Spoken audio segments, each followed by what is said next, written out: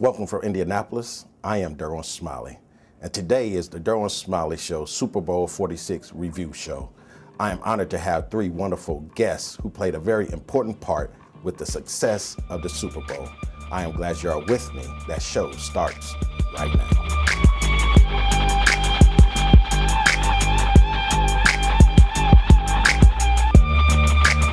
Mr. Tony Mason is the Senior Vice President of the 2012 Super Bowl Host Committee. Mr. Mason, welcome back to the show. Pleasure to be back with you. Do something for me. Breathe in and breathe out.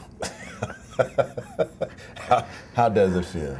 You know, it feels great, Derwin. You know, as a community, we have so much to be proud of. We not only staged a successful Super Bowl event, but we showcased our community and our state in front of the entire world in an incredibly spectacular way.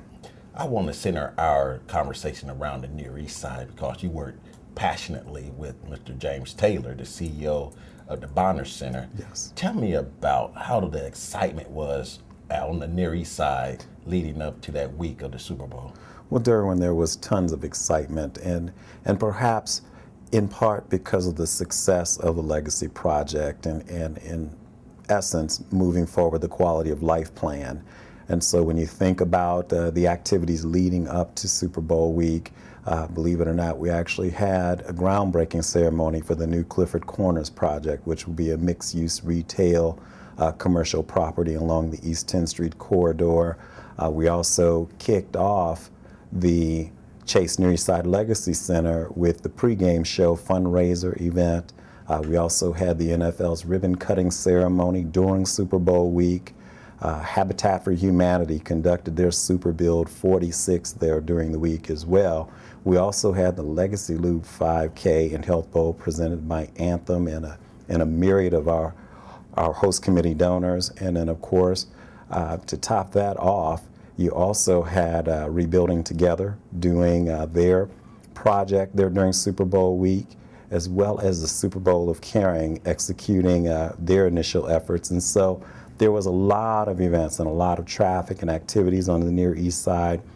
And the fact that the residents and the various community organizations played a major role in almost everything that transpired just kind of let you know the excitement about not only the Super Bowl being here, but the fact that the neighborhood in the area was so incredibly impacted by our community's collective efforts. And I want to touch on that. Tell me about the unity Yes. on the Near East Side. Well, you know, the unity is incredible because when you think about the Near East Side, and there's been so much talk about the Bonner Center, when you think about the organizations and the community leaders that play a key part there, the Indy East Asset Development, East 10th Street Civic Association, and also some of the partnering community development corporations, Riley, Inglewood, all came together to play a major role in helping to support projects. And when you factor in the broad corporate community coming together with the leaders of the Near East Side, and of course Indianapolis Public Schools with the Chase Near East Side Legacy Center project, that unity and working together and moving forward the quality of life plan and the legacy project, I think, you know, there was a great sense of pride in that, not only for the people who worked on the project, but obviously the residents and the young people who will benefit from all of the new amenities and the facilities on the Near East Side. How easy was it for everybody to come together and work together? Well, you know, when you have the Near East Side Quality of Life Plan, the Legacy Project, and when you have broad corporate community leaders coming together and coming alongside and in support of the efforts of the organizations and the leaders on the Near East Side, it sets a different tone and tenor, and perhaps maybe it will work out to become the model for what perhaps is done with other projects or revitalization efforts that would impact the core projects around the city. But lots of work and teamwork, and I'll tell you, over the course of the past 3 years that I've been involved, it's not to say that there weren't challenges, but working together we were able to overcome those and to basically execute what amounts to as the most substantial legacy project ever executed in connection with the Super Bowl. So what's next with the Legacy Project? Well, you know, as I mentioned, the Clifford Corners project broke ground in January prior to the Super Bowl period, and then of course The Chase Near Eastside Legacy Center has now opened, and to my knowledge, from what I heard today, in fact, is they've already sold over 600 memberships. And so their programming partners are becoming operational, and so that building has come alive. And so we know that the Near East Side's quality of life plan, there's lots more to come with that effort. And again, our hope is that many of us as staff members will continue to come alongside James Taylor and all of those organizations and leaders to continue to support that effort, but then we may also get involved perhaps maybe in some other projects across the city. Tell me about one moment on the Near East Side that took your breath away. Actually, Derwin, I'll give you two. The first was with the grand opening of the Jefferson Apartments and seeing the pride and perhaps that moment when, you know, the residents and people of the neighborhood came to trust what was going on. You know, okay, they're backing up their word. They're saying they're going to do projects. They're going to work with us to advance the quality of life plan. And then the second one was, of course, the ribbon cutting ceremony with the NFL, with Commissioner Goodell, with the Chase Near East Side Legacy Center in Indianapolis Youth Education Town. To just see the pride beaming from the young people in the building and the residents from the area, that was an incredible moment. So how do we keep the momentum going now that the NFL is gone, yes, and the game has been played and the limelight isn't as bright on the Legacy Project and the quality of life plan? How do we keep that momentum going? I think we continue to care about our community, our people in our neighborhoods, which I think is in the forefront of all of our hearts and minds now, that individuals like myself and other key volunteers will continue to support the Legacy Project, the Near East Side Quality Life Plan, but also get involved in other neighborhoods and their respective quality of life plans. There's still lots of work to be done, but we showed throughout the past 3 years, and especially the Super Bowl period, that we are a community that cares about its people. I want to go another route now on a personal level. Yes. Tell me about, you hear about the Super Bowl host committee came together with a great staff. I want to see, how important was your immediate family with this whole process? Boy, my immediate family was incredibly important. They were supportive over the past 3 years in an incredible way, because it goes without saying I missed a lot of family outings and things of that nature. They were supportive, they were encouraging, and then for me, the most important thing was they were just as proud of what was accomplished by our community in that process, and so they enjoyed a lot of what they saw and experienced during the Super Bowl period. As an exit question, what is next for Mr. Mason? Well, I'll tell you exactly what's coming up immediately on my radar is to work with Allison and our remaining staff to complete after actions reports. And then I'm planning to take the month of April off to get some rest and relaxation. A whole month. Yes. That's what you deserve. Thank Mr. you. Mason, I thank you for coming on the show, and I'm honored to call you my friend. Well, Derwin, thank you for your support, and I'm honored to call you my friend as well. Yes, sir. Here's Mr. Mason, Senior Vice President of the Super Bowl Host Committee, 2012 Super Bowl Host Committee. Look for him in the future. He'll continue to do great things.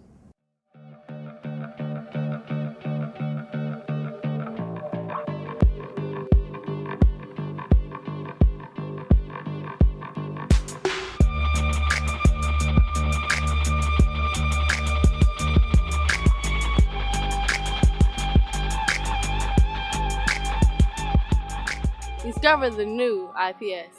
More options than any other Indiana school district. 3 Montessori schools. The internationally renowned Key Learning Community. 2 Centers for Inquiry. Spanish Immersion. Elementary schools with excellent programs to help your child learn and be successful. IPS is revolutionizing education. Discover the new IPS for yourself. Mr. Mark Miles is the chairman of the 2012 Super Bowl Host Committee. Mr. Miles, it is an honor and a pleasure to have you. Soon to be retired chairman of the Super Bowl 2012 Host Committee. Thanks, man.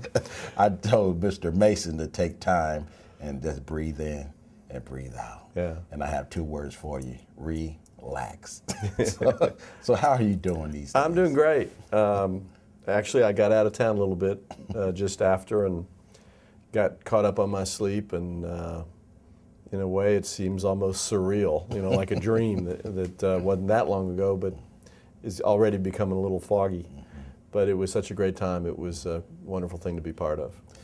Tell me, how proud are you of Indianapolis for the success of Super Bowl 46? It's hard, impossible, really, to explain or to express. I think, first of all, I think of it in historic terms, meaning in the history of the city.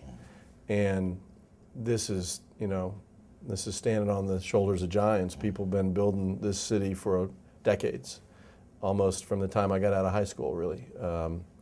Been creating a downtown that made the opportunity real for us to host the Super Bowl and then to do it the way it was done. So how could you be more proud of a place that got built right in front of your eyes over your lifetime?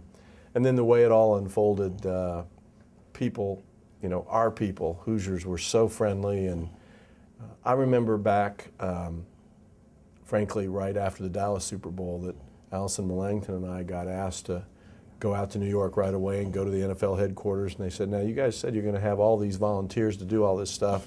What makes you think they'll show up? And Allison and I almost laughed at the question, because it never crossed our minds that they wouldn't, and everybody did. In fact, in the end, as you know, we had more people who wanted to help than we could actually use. So, the way people performed under that pressure when the limelight was on us was stupendous.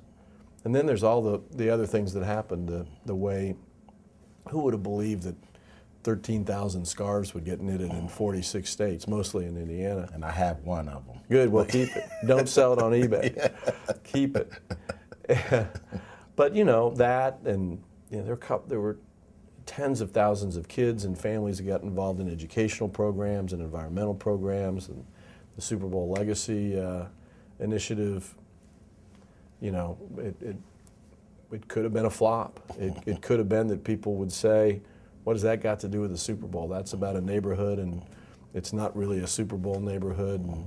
But everything came together. You couldn't be more proud of people, this city and this state. I want to talk about the business community, because I know they invested a lot of money, a plethora of money, into this Super Bowl. What are you hearing about their return on investment? Well, it's interesting because 131 companies, may have gone up to 132 or 133, wrote big checks. And some of them were multi-million-dollar checks. And the idea was, you don't do this for your company. If you're going to write a check, it's like giving to your church or to United Way. It's really for the greater good of the community, because we believe that the Super Bowl done well will help the broader community, and it's where you live. So we don't have conversations with those donors about how they did. Almost none of them are in the hospitality business. They're not running bars. There are big companies and our smaller companies that are civically minded. The feedback from them then isn't about how they did. It's how the community did. And they see it just like you and I do. It's just a beautiful day in the history of the city. And frankly, our number one goal out of 4 was to exceed the NFL's expectations, but also to exceed our visitors' expectations and our own. And all the feedback we've gotten from all 3 of those universes, NFL, visitors, and our own community, has been that we did it, that people were blown away, and they were more proud of it than they would have ever expected to be.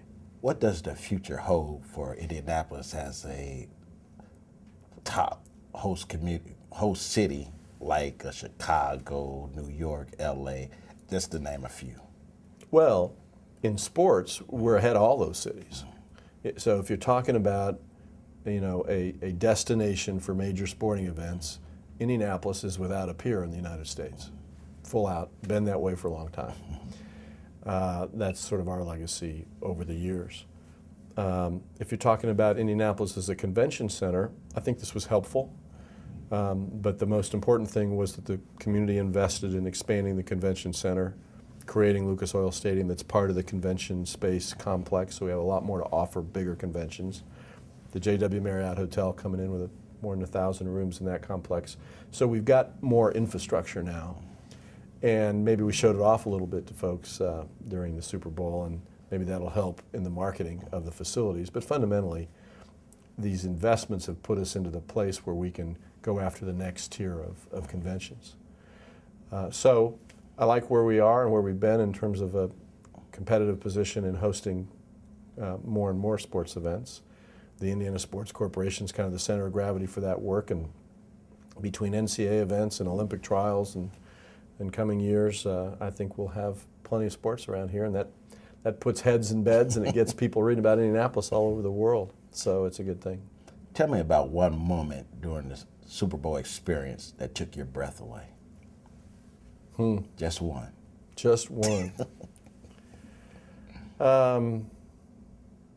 I guess it was when we cut the ribbon to open the village on that first Friday.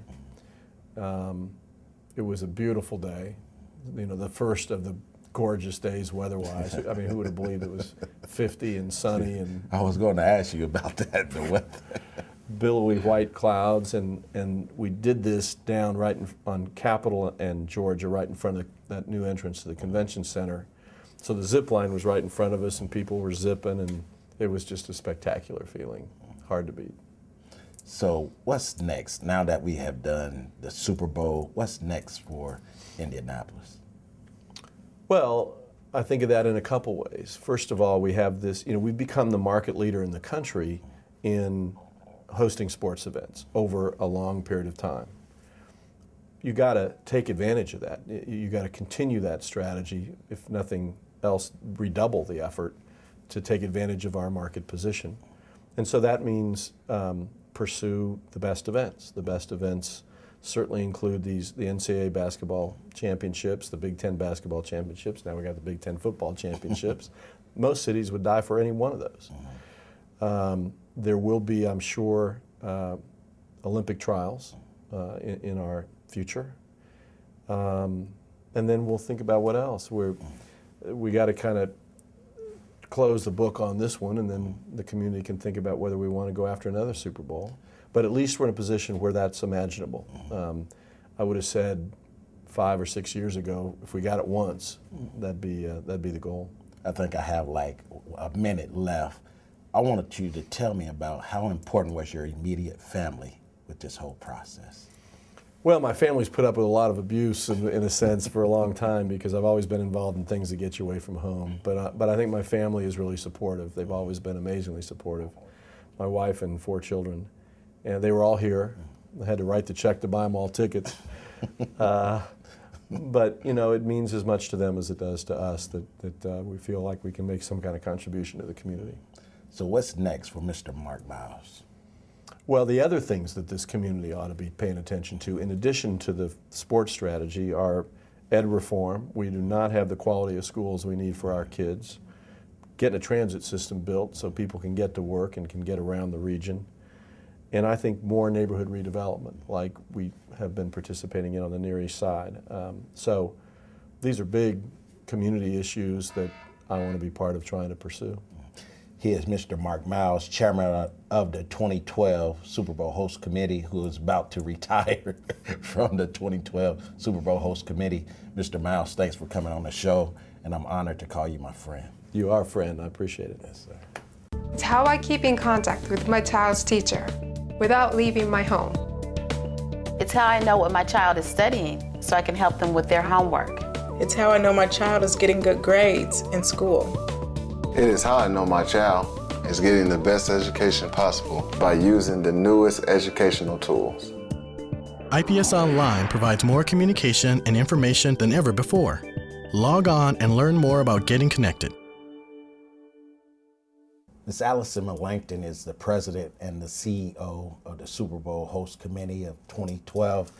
Ms. Melanchthon, it's an honor to have you. Thank you very much. I told Mark and Mr. Mason to do something for me. Just breathe in and breathe out. Yeah, I can do that now. Breathe in and breathe out. Feels good. So how is it? How are you? I'm great. It was a long 4 years getting ready, but it was absolutely all worth it when we opened the Super Bowl Village and got things going. So I feel great. So tell me, how did Indianapolis pull it off? You know, it was a full-on community effort. I think we had about 20 or 25,000 people involved as little pieces of the puzzle that all put their pieces in, and it worked perfectly.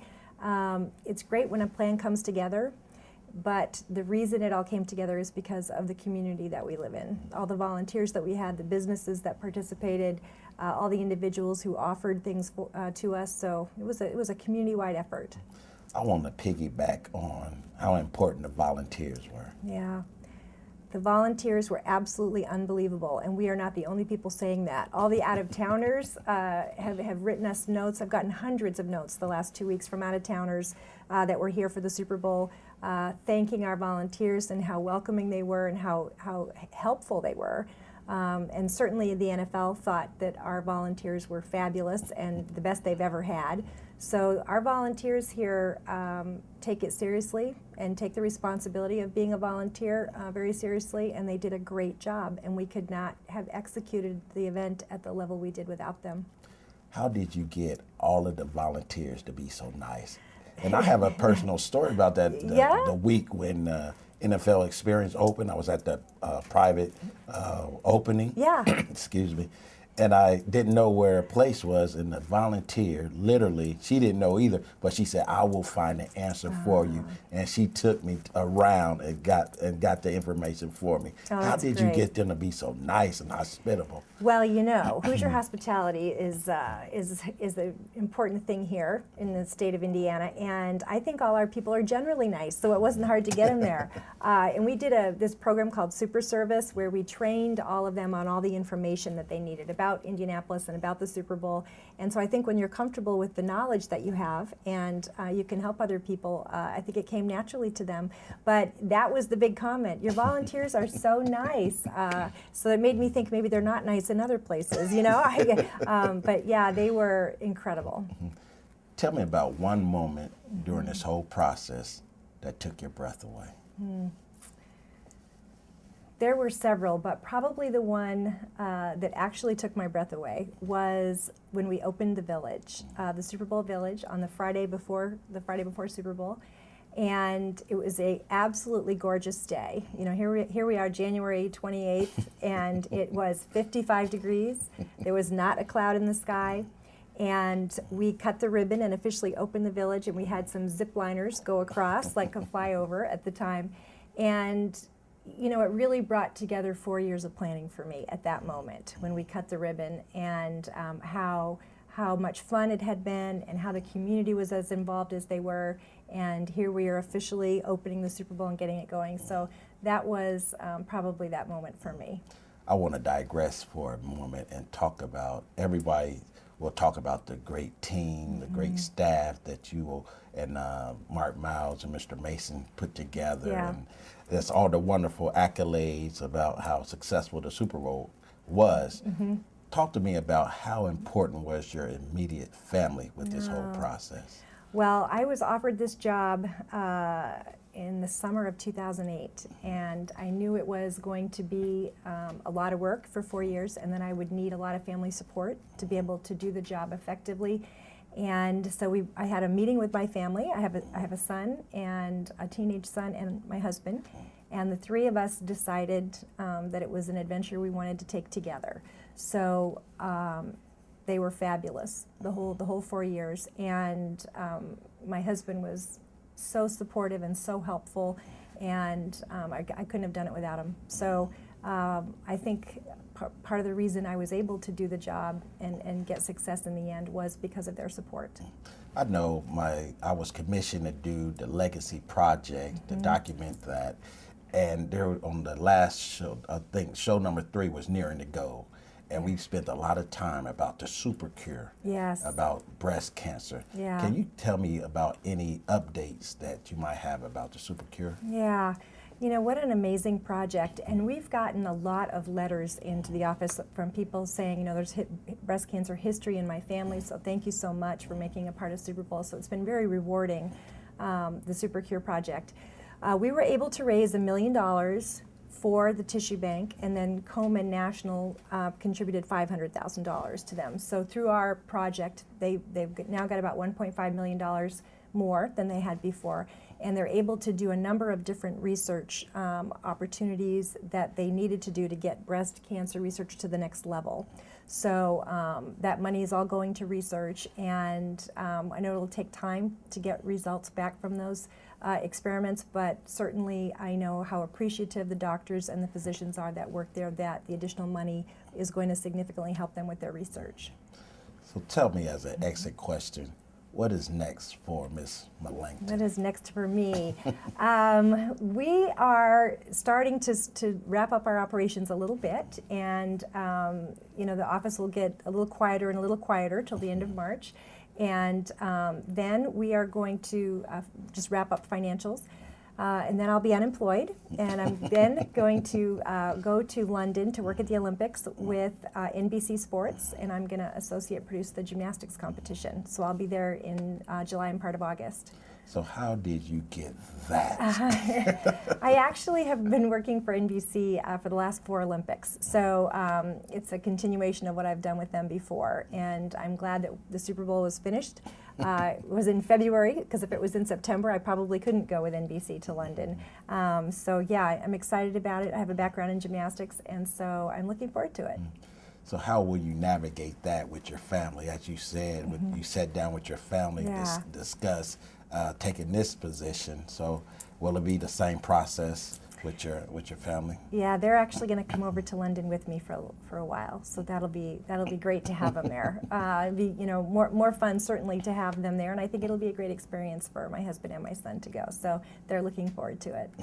She is Miss Allison Mellington, the president and CEO of the 2012 Super Bowl Host Committee. Ms. Mellington, it is an honor to have you on the show, and I'm honored to call you my friend. Yes, absolutely. I've loved working with you on this, so thank you very much. Yes, ma'am. Yes, ma'am. Discover the new IPS. More options than any other Indiana school district. 3 Montessori schools.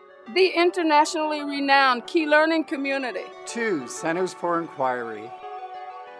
Benny's Immersion. Elementary schools with excellent programs to help your child learn and be successful. IPS is revolutionizing education. Discover the new IPS for yourself.